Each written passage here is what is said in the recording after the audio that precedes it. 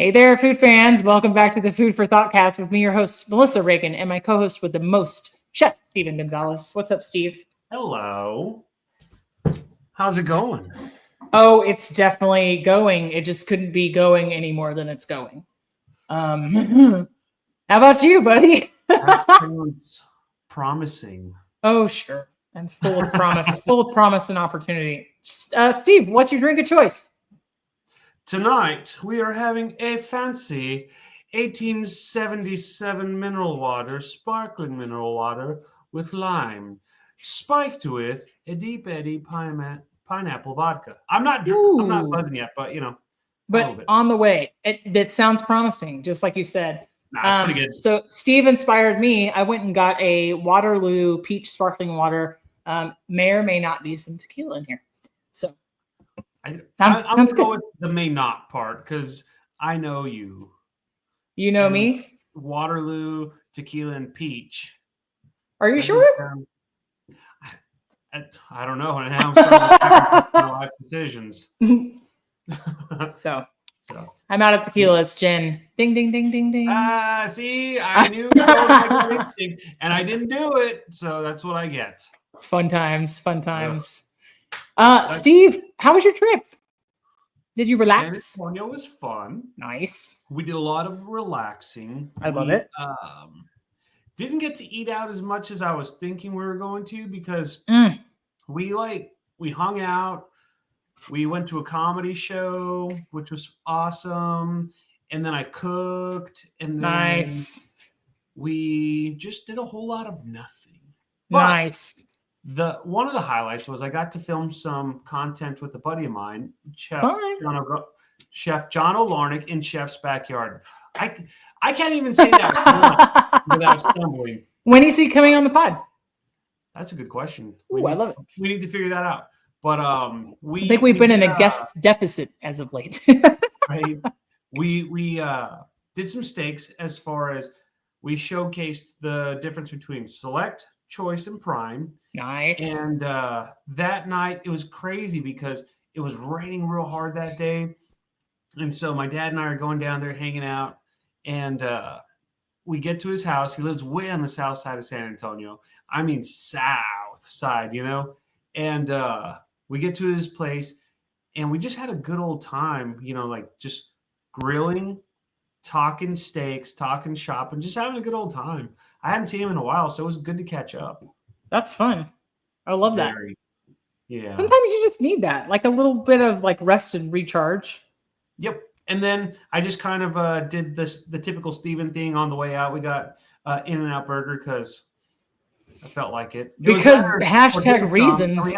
We had our dogs with us, so I was not allowed to go have dim sum and sit down and actually eat in a restaurant because, of course, you can't leave dogs in cars. We just don't do that. For real. For real, for real. So, loaded question. What was the most amazing thing you've had to eat? I finished up the last of the dumplings that I had in the fridge. Okay. But this time I did them with, I made like chili crisp garlic butter with lo mein noodles and the pork dumplings. So basically pot stickers essentially. So I finished that saga. Now it's on to the next, what do they call it? It's on to the next chapter. No, it's like when you get obsessed with a food and you eat it over and over. God, it'll come to me. Go ahead. What was the most amazing thing to eat? It's not even important, but it's in the culturally right now. It's a huge catchphrase that people are saying. It's my God, I can't remember. It's okay. We're just gonna call it a Steven because that's a really good catchphrase. On to the next Steven. On to the next Steven. See, there you go. On to the next Steven. Let's see. Most amazing thing I had to eat. I'll say today, and it's been one of my usuals, is De Casa Pizza. Their hot honey, pepperoni, and jalapeno pizza never disappoints. And their calzone, always worth picking up. And it was just delicious. What kind of calzone? Now I'm kind of hungry again because, of course, we ate at like 1 o'clock, and it's what, like 7, 8 o'clock. So I'm hungry again. Hyperfixation meal. That's the term. A lot of times, like I have not been diagnosed with ADHD or any sort of neurodivergence, but a lot of times people will get hyper fixated on a meal and they'll eat it over and over and over again. And can you tell me the origin of origination? The English. So a lot of times, like people will get obsessed with something and eat it over and over until finally the 15th time they eat it, then they're like, if I eat this if I see this again, I'm gonna throw up, and then they're done. So I go through this with a lot of things. Cereal for weeks on end, and then I don't want to see cereal for a long time. For a while it was pasta, and I don't want to see pasta for a while. So is this the most amazing thing you've had to eat? But I was like hyper fixated on those dumplings and pot stickers for a while. So yeah, until I got through like the 20-pound freezer bag that I bought. And then I was like, after I ate it a couple of days ago, I was like, yeah, that'd be cool if I didn't see another dumpling again for a while. I'm all set there. So I'm all about dumplings. All set. Really good though. They're great. So chili crunch, some garlic, some ginger, some butter, some soy sauce. I let the butter brown in the skillet, cook the lo mein. So good. So good. Just carbs on carbs, my guy. Really, really good. I like it. So super good. About that life. Steven, have you ever made a breakfast cookie? A breakfast cookie? No. Tell me about that. Well, I know you don't let yourself eat oats or cookies. No, I love oats. Lately my breakfast has been eggs and oatmeal. And of course, you got to have. Do you put one on top of the other? Oh yeah. Have you ever made savory oatmeal? Yes, I have. It's lovely. Wait a minute. Oh, sorry. Are you talking about stirring an egg into oatmeal while it's cooking to boost the protein? Okay, because that's also a thing. Well, yes. I'm not there yet. But what I do is I'll buy the protein oatmeal that has protein in it that's like Kodiak maple and brown cinnamon sugar flavored. And then I'll cook off like 3 eggs and just put that on top and just eat it all together. So otherwise known as protein, that's been my breakfast choice. Oh, it's that's not nice. The most delicious, but you know what? It gets the job done, and I'm full for a while. So my thing with oatmeal is like I want it when it's like 40 degrees outside. It's like warm and steamy and filling and all these things. But when it's above 80, I'm like, I really would rather not. But me and overnight oats are on the outs right now. Like that was another thing that I got fixed on and was convinced it was going to be like the ultimate breakfast go-to for like months until I finally burnt myself on it so hard that I can't. The texture is like, bleh. Nope. So anyway, breakfast cookies are super fun. 1 banana, 3rd cup applesauce, 4th cup liquid sweetener substance of your choice. So it could be like honey or maple syrup. I used sugar-free pancake syrup. That's what I had in the house. 2 cups of mix-ins, or 1 cup total of mix-ins. So I divided it like 1/4 cup raisins, 1/4 cup cranberries. I used like the 50% less sugar dried craisins, 1/4 cup sunflower seeds, and a 1/4 cup almonds. Just give everything like a really rough chop. And then you just combine it all together with a cup of peanut butter and you bake it in the oven at 325 for 18 minutes. And it makes these delightful little cookies that don't take any, it's like no eggs, sounds like what? Like a dump cake. Yeah, kind of. It's like put in cookie form. It's kind of like granola if you didn't try as hard, but I just scooped them out. They're delightful. It's a chewy little cookie. I ate 5 of them on the way to work today as breakfast. It was awesome. Nice. And you can put protein powder. I've done them with protein powder before. Like I've done like a full-on chocolate peanut butter where I put PB Fit and chocolate protein powder. And I did like an avocado in place of the banana. When you bake it, the green doesn't come through, the flavor. You just need a fat, essentially, is like what you need. Yeah. But there's no eggs and no leavener. So I put a crap load of cinnamon in mine, cardamom I really like, and like all the tasty mix-ins. But like really fun idea if you ever want something else to do with oats. So did you get that out of a cookbook? I got off a website, but I think she has a cookbook. That's a pretty good segue, Steven. Okay. I see your cookbook ideas, and I'll raise you another one. Raise you the other one. What is it? I don't know what that means, but Kind of sounds cool. Mm-hmm. I was onto something, You'll like raise me another one? Raise me? Sure. So, okay. So you have a cookbook there in front of you. You do. My question is, do you normally buy cookbooks or not really? So a lot of times cookbooks are gifted to me, which I think is extremely thoughtful. I have bought some in my life, but I did tell the story when we talked about recipes a few weeks back where somebody really thought I would like to have a cookbook and rescued it from a dumpster for me. But yeah, I buy them from time to time. They're a fun souvenir. I went to Belize 2 years ago on a cruise and bought a cookbook. That was a fun way to get to know the area. So that's cool. There's a bug in here. Jesus. Big bug? It's huge. Big enough to make you flinch, huh? Yes. All right. Please carry on, but there might be a moment. I might need to defend myself. I used to love buying cookbooks. I would occasionally buy them, and there was always one recipe that made me want to buy it. If I did not find something in there that I was looking at, I wouldn't buy the book. But I have a lot of cookbooks. Do I use them? Not really, but it's just good conversation material.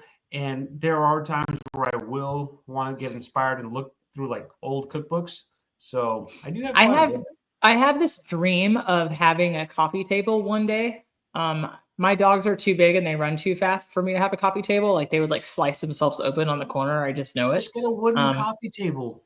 And I'm like on a corner. Like it could still be wood. They would find a way to injure themselves. Stop.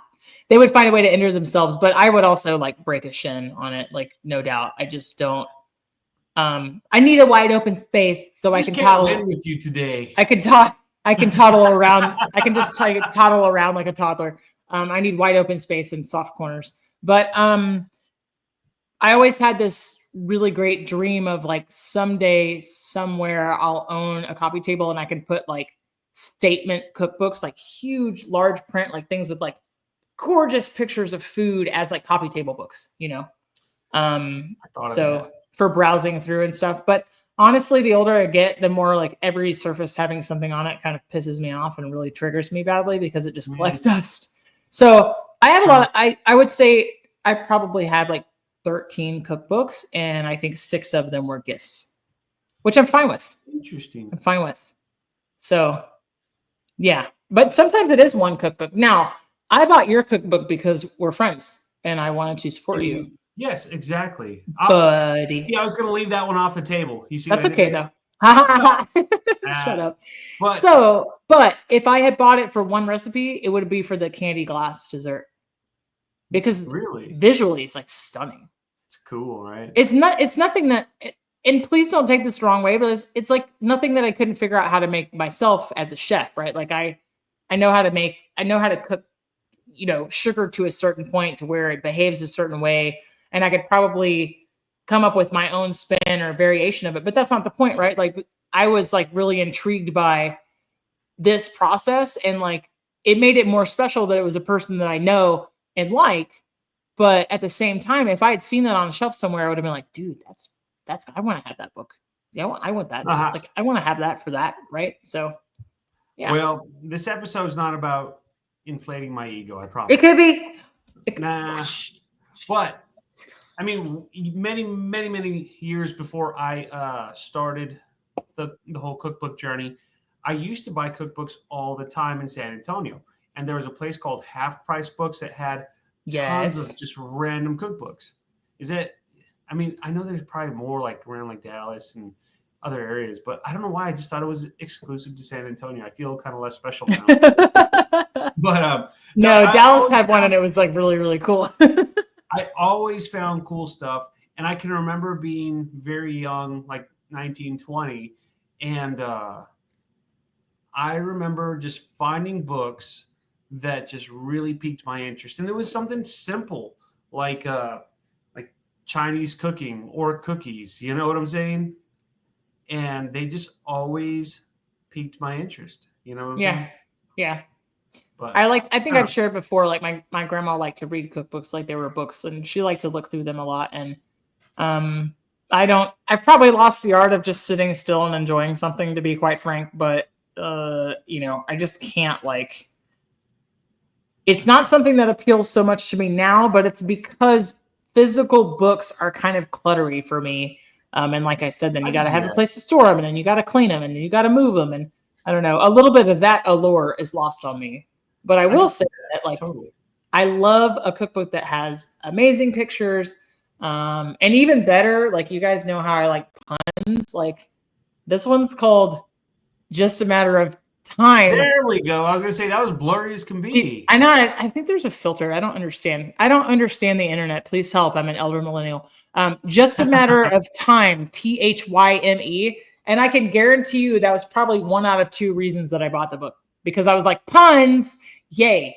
Do you watch the show Bob's Burgers? Yes. You know they have a cookbook, right? And it's all about puns and recipes. Yeah. I mean, I love to just...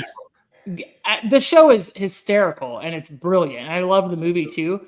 But what I really liked was the sign where all the special burgers would be. Like I would just pause it and read those and laugh. Oh, by the way, new The Bear is out. Anyway, for what it's worth. We gotta watch it. I know. We should have a watch party and film our reactions as to what's happening. I'm just gonna yell bad words at Sydney the entire time. It doesn't matter. The entire time the episode. Just the entire time. Shut your stupid mouth. Yes. It won't be worth. Nobody will like to listen to that. It won't be worth anything. It'll be an hour long of beeps. So, Steve, you have some cookbooks over there? I do. I do have a few cookbooks that have really meant something to me in a way. Or maybe I just found one recipe that really stuck out to me, but still, regardless. Well, let's do it. Cookbooks. Let's do it, shall we? Okay. Let's start from when Stephen was 19, 20 years old with my Chinese cookbook from Linda Doser. This is probably the only one that I have from her. Okay. Again, I still have my half-price book sticker on there. I yes. bought it for $5.98. Respect. Back in 2009. Respect.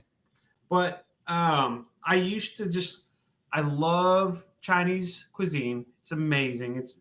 And the fact that I worked with a couple of Chinese ladies for a handful of years, like, I really had a new respect for Chinese food, other than just like fried rice and sweet and sour chicken, shrimp, and all that kind of stuff. But the legacy that Chinese food has in the United States is like good. It's a rich tapestry of. There's a lot of story to be told there, and there's a lot of certainly like not ideal circumstances that kind of led to what we know as Americanized Chinese food today. But I think there's like so much still to learn about that legacy and style of cooking. Yeah. And what I really like about Chinese cooking is they really make something out of nothing. So I can remember working with this lady, and her name was Miss Betty, and she would take all of our scraps and make like the best food. So typically all of our scraps would go into stocks and stuff like that. She would make an actual meal out of it, and it was always good. There was never anything that I had from her that was bad, and it just amazed me. So one day I came across this book and I thought, well, I have to check it out. And sure enough, I found, the one recipe that hit hard for me. It was a sesame noodle salad with hot peanuts. And I mean, I love sesame. I love sesame oil, sesame chicken, like all that kind of stuff. To me, that's one of my favorites. So every time I go to like a Chinese restaurant, I'm always getting sesame chicken, Americanized version, But I mean, for the dressing to be like dark soy sauce, light soy sauce, honey, rice wine vinegar, and sesame oil, like you can put that on any kind of protein and it's still just as good, Essentially, yeah. Yeah, absolutely. And then of course you throw some hot peanuts on there and it's out of this world. But then you also have, like, in this case, noodles, carrots, cucumbers, celery root, which I'm not a big celery root guy, but you can leave that one out. Of course, scallions, water chestnuts, bean sprouts, chilies, and more sesame seeds. To me, this was a really good find. I've made a handful of recipes out of here, and they were just fantastic. Nice. So it's just called Chinese? Yep, the essence of Asian cooking. Awesome. Okay, I like it. I like it a lot. There's something really interesting about like all of the Asian dishes that feature cucumber, but like in a hot dish. Yeah. Like Dan Dan. Yep. I am intrigued by like the play between like hot and cold and kind of like soft and crunchy. I like it in some places and I don't in others, but I think I'm learning to appreciate it more the older I get. Celery root is interesting, Steve. Like that is an ingredient that I don't equate with Asian cooking at all. You're right, exactly. Like it seems like a stuffy root vegetable that like British people use to make boring mash. Or something that you use for braising. Sorry, Chef Hawks. Sorry. Like, yeah, like it is just like it seems like a root vegetable that's just for like putting underneath short ribs. But celeriac or celery root is really interesting, Steve, because I think that you can blanch. You can like small dice and blanch it, and then I like to candy it. Okay. And it takes all of that like woody, like super candy it down, like really, really caramelize it into kind of like celery root jam, and it's good with short ribs. So interesting. Yeah. It kind of takes all the celery flavor out. Like that's really the only way that I prefer to eat fennel because it's too licoricey. Yeah. I liked it candied. So. Well, tell me about a recipe out of your I've Got Nothing But Time book. Yeah. So just a matter of time. Right? Yeah, just a matter of time. There you go. So it's a collection of simply wonderful recipes, cherished quotes, and tasteful ideas to share among friends. So it has more than one author, but it's from a group of folks that were near the Lake of the Ozarks in central Missouri. And I 1000% bought this book because it was a pun. The title was a pun. But one thing that always really fascinated me as I got into cooking, probably like for my early 20s and on, is like learning about where dishes come from and everything else. One thing that's always been super fascinating to me is chicken a la king, because it sounds bougie, but it's not. Like it sounds really fancy, but at the end of the day, it's like cream, mushroom, peas, celery, onion, maybe a little bit of sherry, and chicken. But it sounds fancy. And that was kind of the idea when chicken a la king started being a thing, like in the 50s and 60s. It was meant to feel decadent, but using cheap ingredients that you already had around your house. So essentially, this recipe is asking you to like boil a whole chicken, which we've come full circle, right? Like Depression era, it makes total sense. If you can get your hands on a whole bird, it's the cheapest thing. And people are learning how to break it down and everything else. And then we get like 70s and 80s and everything was a chicken breast. And then you get like 90s and 2000s and everything was a chicken thigh. And then bam, like we're back to like, hey, the cheapest thing you can do while the grocery prices are high is buy a whole chicken and learn how to break it down. Like it's very cyclical. So, it's one medium fryer chicken, a cut up water. This recipe uses parsley flakes, which I find hilarious. 2 carrots, basil, and then for the rest of the sauce, it's butter, celery, mushrooms, flour. So essentially you're making a roux. 2 cups of chicken broth that you just made from boiling the chicken. The carrots from the stock that you made above, which I'm like, they might be kind of mushy by this point, but it's cool. It's cool. Frozen peas, milk, and then straight up frozen puff pastry shells prepared by the package, and then you serve it like over top of these puff pastry shells. I think I bought this book when I was like 23, and at the time, I probably would have thought that was the most fanciest thing ever. Yeah. So maybe 20. I try to think about the first time I ever ate foie gras. I think I was 21. So yeah, 21 or 22, but somewhere in my mind, I thought, man, chicken a la king really sounds like it's something amazing. And so I have this recipe in this book is super dog-eared. How many times have I made it? Maybe one time, but it interested me and I bought it. So there you go. Yeah, I totally bought it. Interesting story. Yeah.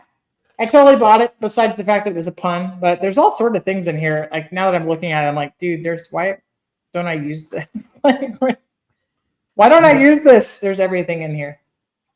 Let me see. So, page 133.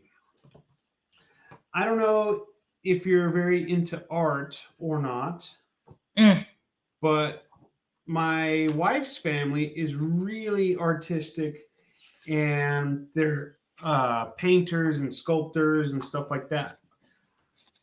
I like art. I'm intimidated by much of it. Have you ever heard of an artist, Salvador Dali? Yes, of course. Okay. Because up until this cookbook, I had not, believe it or not. Yeah, I know. How ironic. That's okay. I found out Salvador Dali put out a cookbook. So, the Dali cookbook, look at how pretty that is. First, that's incredible. You know, I was like, that's interesting. He must have done some stuff. And so I got it for the frog cream recipe, which I think I've talked about before in the past. I think you have. And I even put up a video where I made frog cream. It didn't work out, so I had to do it again. And then the second time I put my twist on it, and it was better. But of course, there's like frog legs, butter, milk, celery, salt. God, I love frog legs. They're so good. They are awesome. Let's see, cauliflower, water, breadcrumbs. So this is the recipe. Try to get that in there. And that picture is incredible. Yeah, I love art too. I'm not very artistic, but like you look at stuff like this, and I love those are stunning photos. Even this one, like the eel pate. I love eel, but I don't think I'm ever gonna find 3 living eels. Oh, come on. You're not trying hard enough, Steven.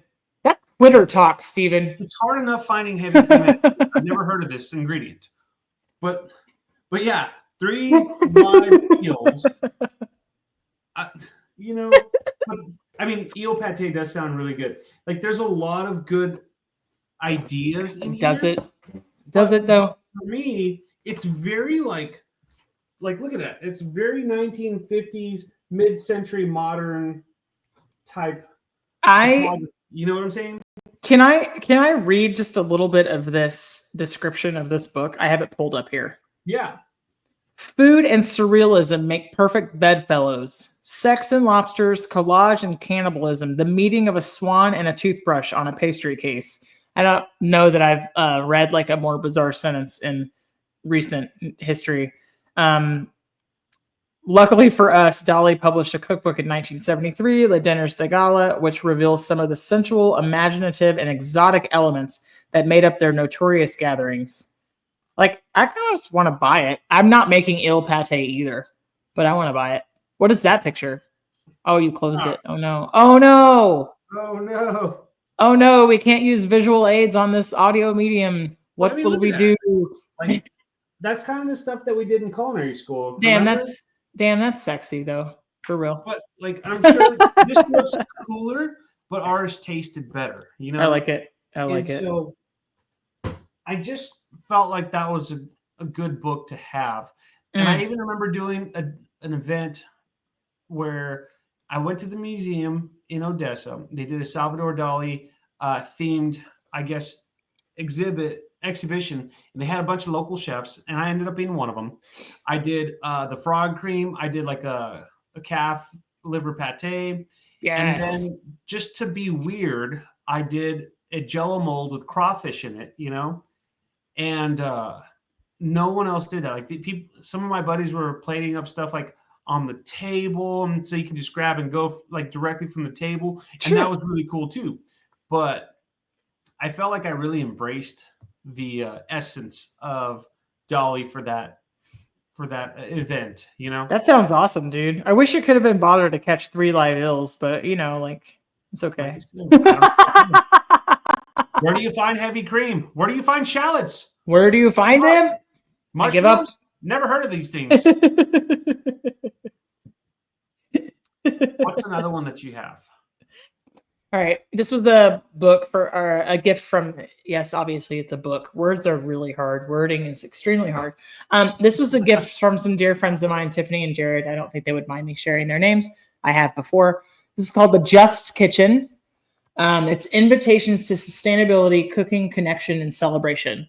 So this book is by and large about justice, and it has some religious reflections in it, some liturgy, and some prayers. It only has 4 recipes in it. I have made one of them.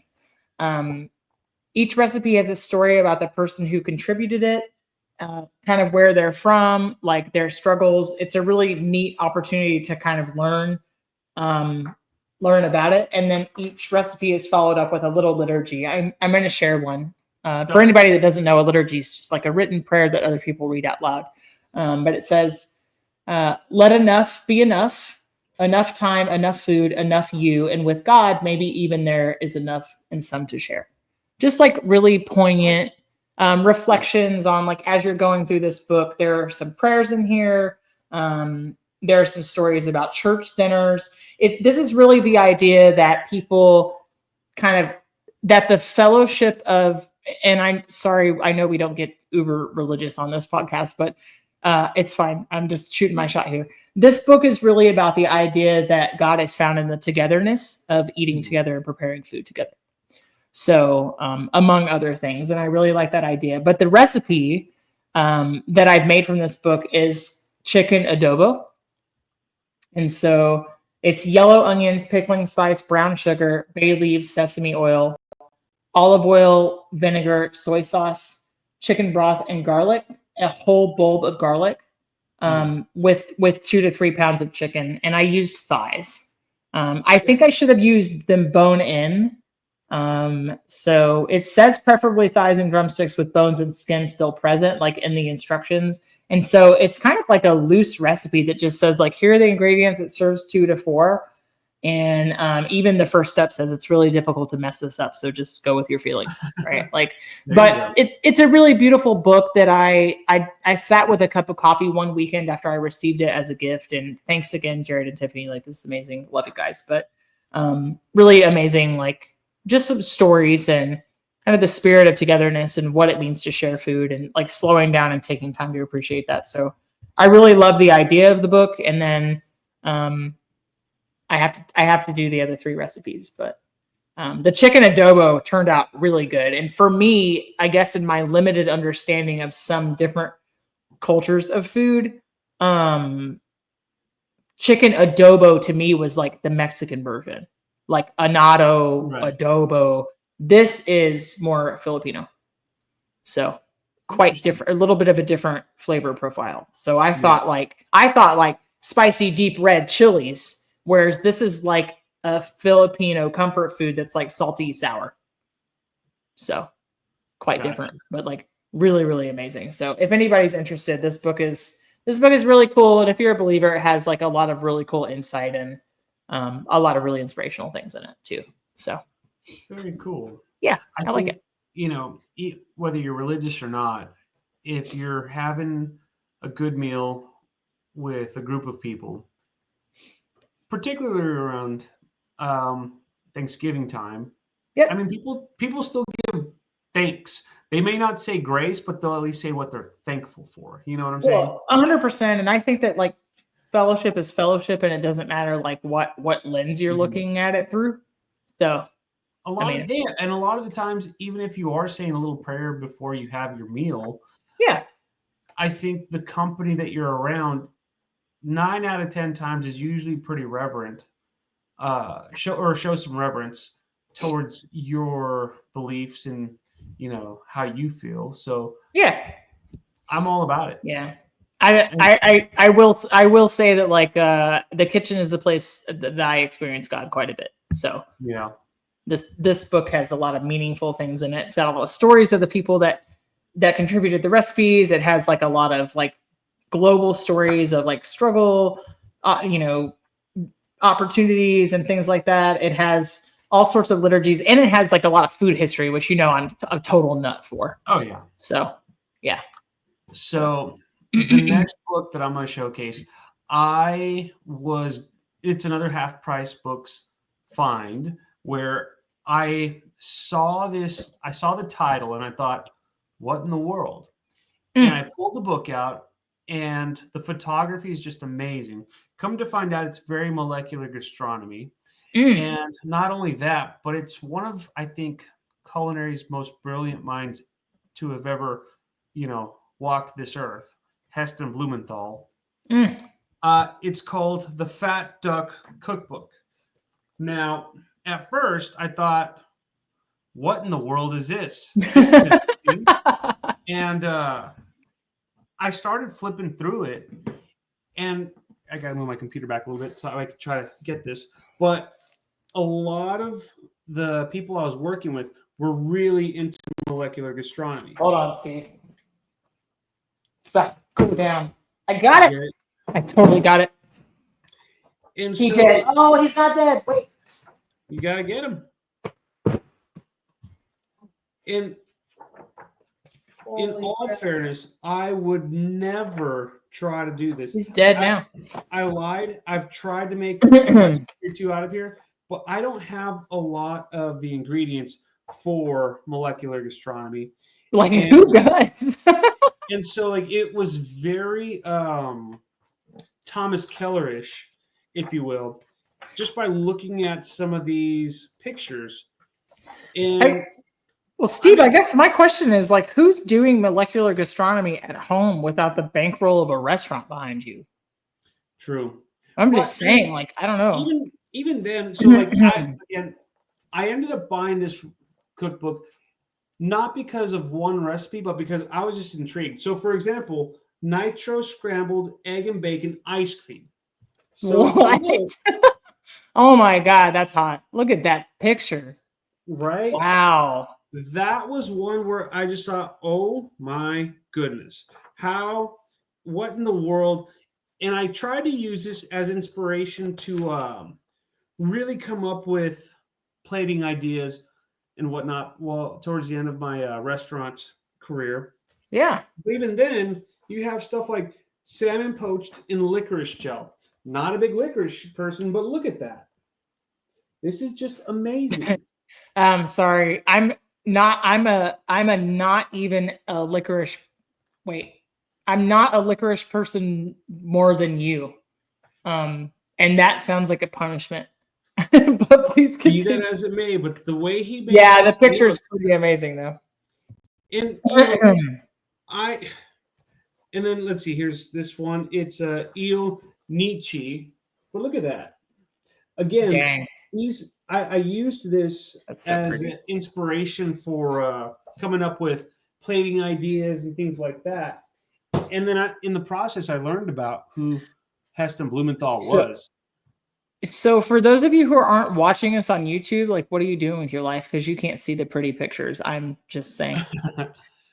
But I mean, this guy is just a genius. And the Fat Duck was one of the top restaurants in the world. I know that they had issues at one point, but the food that came out of there just looked amazing. I can't even fathom, eating there and not. Well, it's 3 Michelin stars, man. I was gonna say, yeah, and not grabbing pictures and being kicked out for taking pictures of all that, But yeah, Heston Blumenthal is just a genius, when it comes to this kind of stuff. Yeah. And again, I have that on my coffee table, and I skim through it from time to time. I think I've only tried to do a recipe out of it once, and I just failed miserably. So there's also that. I'm looking at one of these. I mean, I think it's almost like, indulge me if you will. It's like when you have a piece of statement jewelry and it's like one big giant gaudy yellow thing that only matches one thing and you bought it to wear one time, right? It's like a statement cookbook that you bought for one thing, but you used it one time. You know what I mean? Yeah. I don't know, man. The macerated strawberries with black olive and leather puree with a pistachio scrambled egg. Yep. I'd order it. I don't know that I would make it though. See, that's why I go out to eat, because I don't want to make it. Yeah. All this kind of stuff. And then that's when I discovered ideas and Yeah. and it really, I went down Chef that rabbit hole. Chef Philip sent us his books. He got them in the mail. Oh, sweet. So, sweet. I know. Super exciting. I sent him one of mine, so that's really cool. I'm super excited. But yeah, it's one of those things. It's like, I really went down that rabbit hole, and I really tried to push myself as a culinarian, as a chef, and just like to come up with really good food ideas. And I ended up discovering like I'm more basic and simple with with few ingredients and big flavors, Yeah. And that's, I don't know, that just kind of led to my evolution. But that's really cool. I mean, I love the idea of like buying a cookbook to increase or like to kind of like grow your perspective. Yep. I think that's super fun. Like I wonder if any of our listeners have cookbooks that were passed down. I'm sure, like the old church cookbook, right? That your mom had like a pie recipe in it, and you cooked a few other things, and now you have it, and it's like ratty, and it has plastic binding, and has gravy stains on it or whatever, right? Like I think everybody has those kind of, if anybody cooks at all, right? Like I think everybody has kind of those cookbooks, and then they have the really nice ones that maybe somebody gave to you or you bought like you did, right? For a photo or for like one recipe, or because it was kind of like a prestige purchase. And then it's the one that stays really nice. It doesn't have any stains on it or anything else, Yeah. It doesn't get open in your kitchen, but it looks good on the shelf. Yeah, right? Exactly. So what's another one that you got? Interesting. So I have the Mastering the Art of French Cooking. This is a really old. Looks cool. This is a really old. Cameras are complicated. By Julie. Does he have the blurred background filter? I think so. Yeah, because nobody wants to see my many blinds. They need to be dusted. Julia Child with Simone Beck. I went out and bought this after Julie and Julia came out. Okay. And I bought this one secondhand. A husband bought it for his wife. So on the inside it says, "For my darling, wonderful cook, Mary, from Gmo." So it's super cute, but like I bought it used is what I'm getting at. But it's like, that's very super sweet that it would be like, "For my darling, wonderful cook, Mary." Like, what a story there. So I went and bought it because I wanted to cook all the things that she cooked in the movie. And, it's like a true story of the woman that wanted to cook through the entire book. I didn't have any desire to do that, but I did go out to the store several times after I saw the movie, and I watched the movie several times. I've seen it several times. It always inspires me to go do a fancy grocery shop and make something really amazing.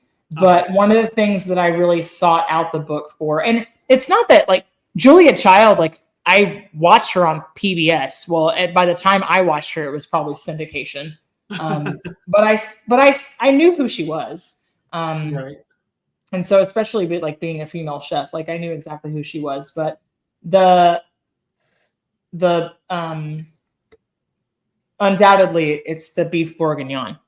It's the same one that Amy Adams' character makes in the movie, Julie and Julia. But, we made it in culinary school, but I wanted to have my own recipe that wasn't out of the cookbook, or it wasn't out of the textbook cookbook, the Wayne Gislin, or like the binder that they gave us during the practical exams. And so I wanted to have that. And I felt like I had a piece of history, and like knowing that, there's a recreation of her kitchen in the Smithsonian and everything, like it, I don't know, it made me feel like I was a little piece of something bigger than me, I guess. And I've made this recipe several times. I make it quite often. I've also made it with pork, which might be an abomination, but sometimes pork stew cube meat is like cheaper than beef.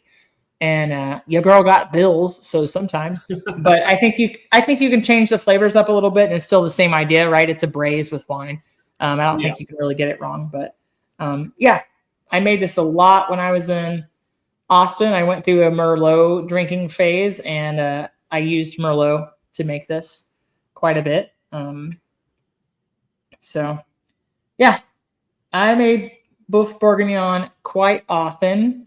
It doesn't get any more simple. Like it's, stew beef. It's even the lean kind is what you're using. So you don't have to do a lot of trimming.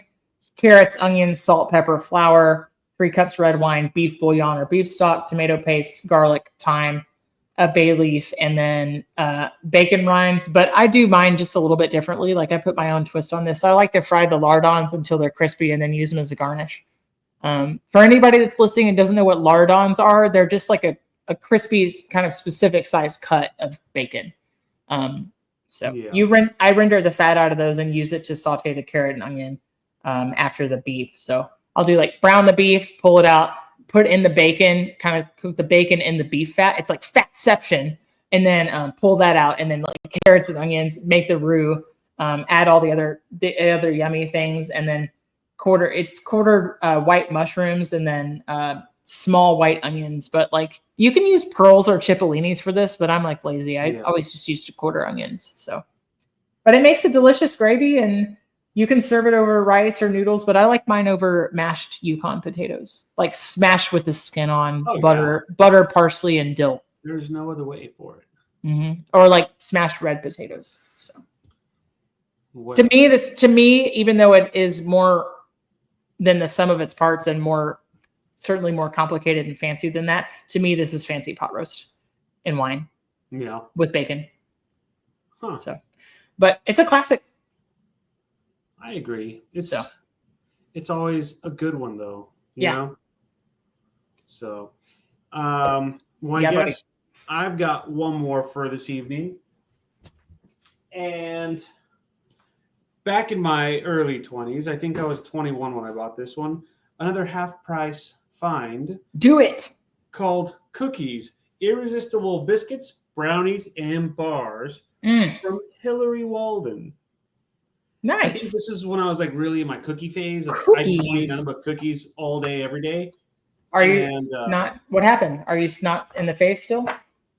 No, I still eat cookies all day, every day. Okay, then.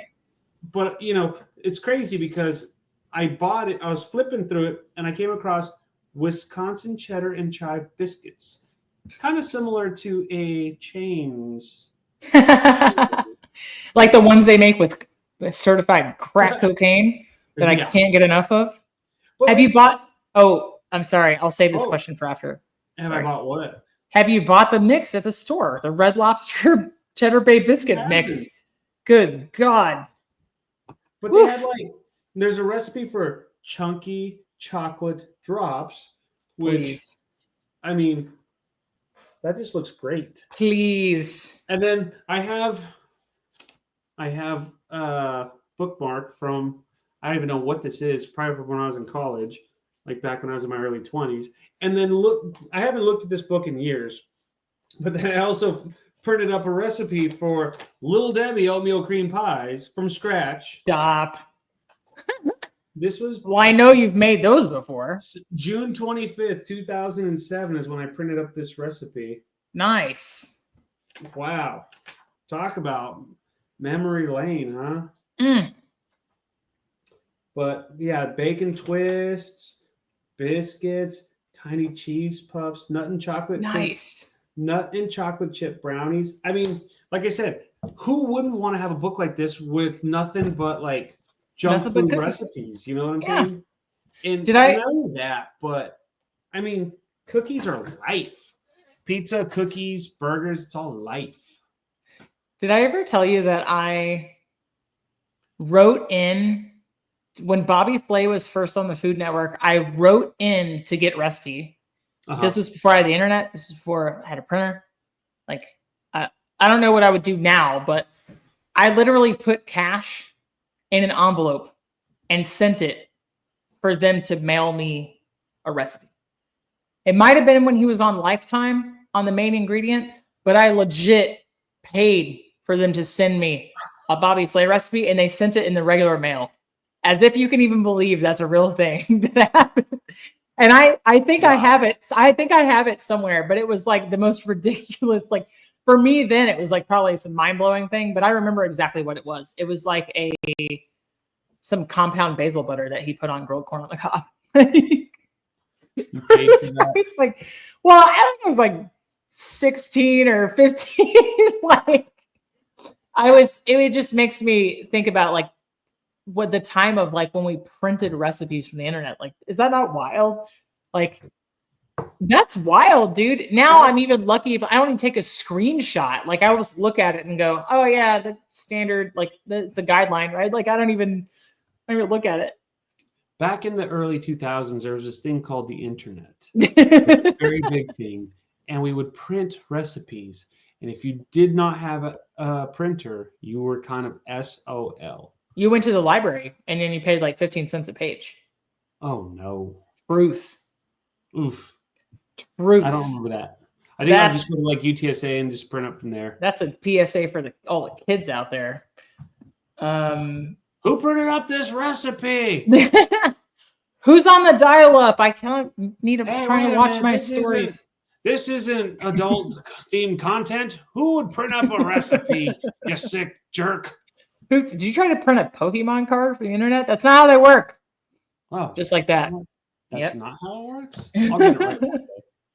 I have another book. What's your book? I believe that I inherited this in the stack of cookbooks from my grandmother. So Graham Kerr was known as the Galloping Gourmet. Yay, it's in frame. The Galloping Gourmet. He was on PBS on KBC TV. And it's funny because when you go through this book, let me see if I can find a good example. It looks like somebody wrote in here. Yeah. Like for real, right?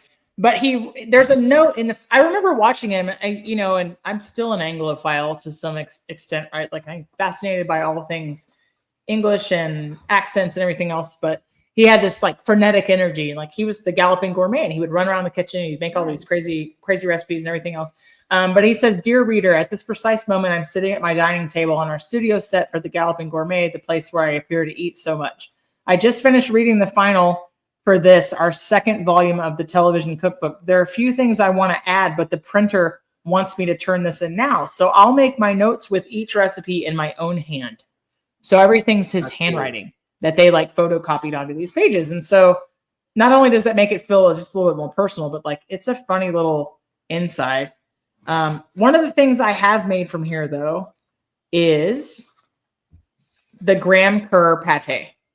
So it's a pound of pork liver, a half a pound of pork necks, 4 ounces of bacon, 8 ounces of bacon rashers, which you and I would know is just like back bacon, not the belly. And then 2 shallots, 2 eggs, peppercorns, nutmeg, bay leaf, thyme, mushrooms, garlic, brandy, parsley, half a pint of white sauce, which I'm like, at that age of the beginning, I was like, what's white sauce and where do I buy it? Right. And then 3 ounces of clarified butter, but then he gives you the recipe for white sauce, which is, you and I know, is like bechamel.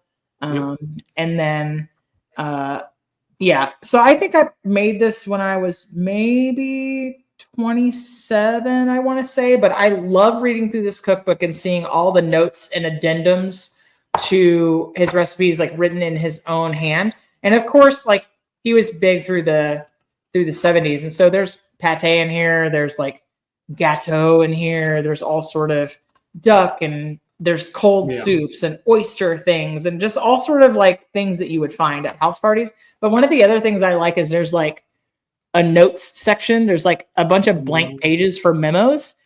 So I always kind of like the idea, if you figured out something didn't work or you liked a substitution, that you could just scribble it down. I don't know how you feel about that, but I'm fine writing in cookbooks. I don't care. That's cool. To me, they're not sacrosanct. Like, will you write in a cookbook, like in the margin, or cross something out or circle it? Like, it's not that serious to me. So, there's a lot of things that are really out of fashion in here. Like, there's like this is one where I wish there would have been some handwriting in there already for you. You know what I'm saying? Well, I suspect that. And it's really no shade to my grandma, but I think that there were a lot of things in here that were just not her palate.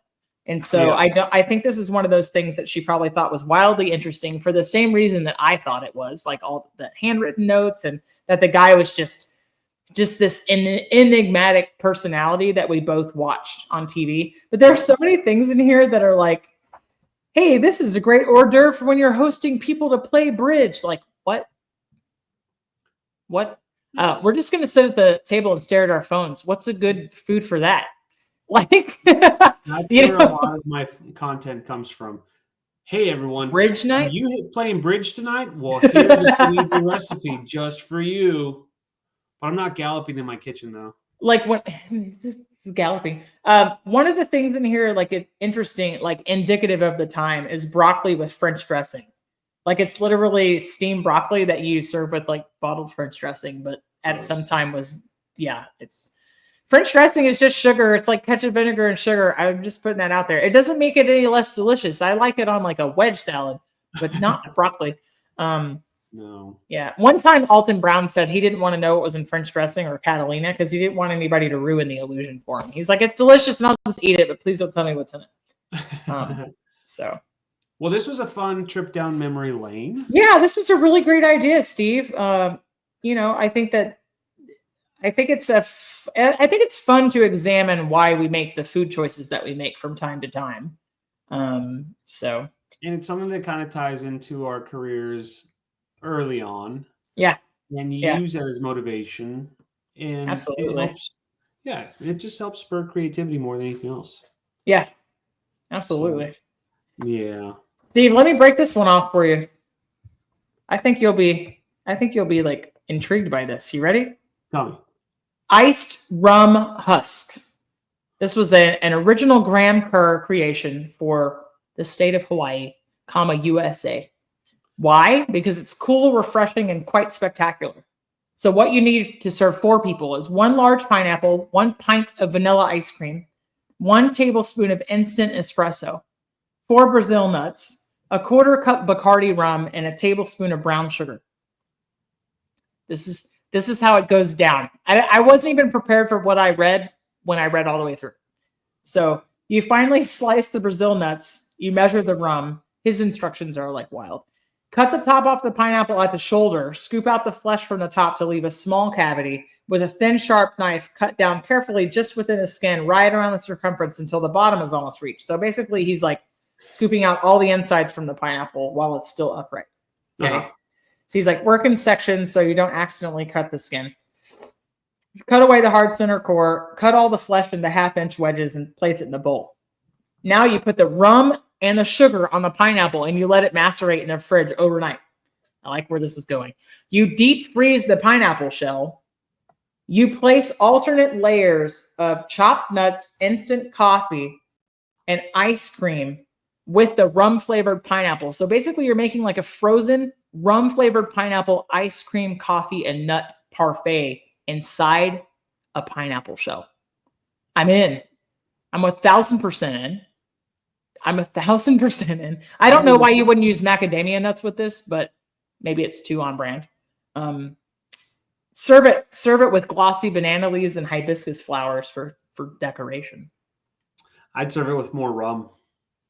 I would just pour it the glug glug glug glug glug like into the middle and then probably set the top on fire. Yeah. Isn't that wild though? Somebody comes to your house and you have a huge piece of fruit and you're like, I made a dessert. No mention of how we're going to serve it. Like, does everybody grab a spoon? Is it good family style? Like everybody just passes it around, takes bites. Like, set up, cut it into quarters, or how many people are there, and right? Like, how do you do? How do you do it? You just figure it out. That's was a wild time. So I've heard. So when everyone had, was it key parties or something like that? Back in the 70s. Some such. But yeah. Steve, what are you cooking this week? Are you going to go find eels and make eel cream? I'm going to discover new ingredients that are mushrooms and calf livers. And yes. No, I have no clue. I have just been so out of it lately that I'll figure something out. No clue yet. What about you? What do I have? Wonder of wonders. I bought some sockeye salmon burger patties from Aldi because I love a raw salmon and I love a salmon in a croquette form. So I want to cook them, and I'm gonna make some remoulade out of the stuff that I have in the fridge. And I bought some like crispy, crunchy lettuce and some burger buns. So I did a big Aldi shop recently, and I found some pleasant surprises. So I'm super excited. Nice. So well, we need to know how that comes out. Yeah, buddy. Yeah, buddy. Well, Steve, it's been a blast, but We I got gotta to go. Got to go. Thanks for talking about cookbooks today. Most definitely. Okay, bye. Bye.